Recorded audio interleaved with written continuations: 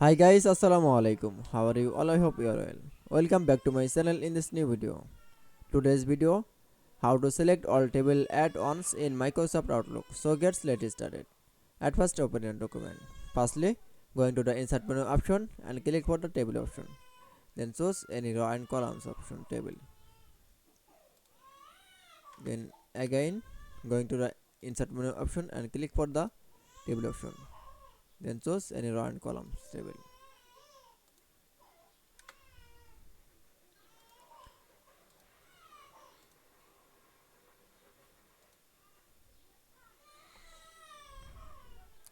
Then select the all table.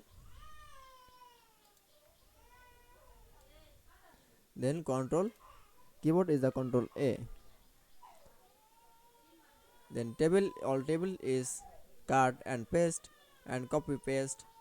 Then and size color.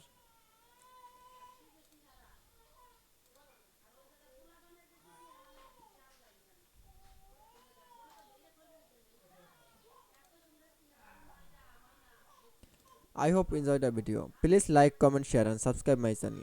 Thanks for watching my video.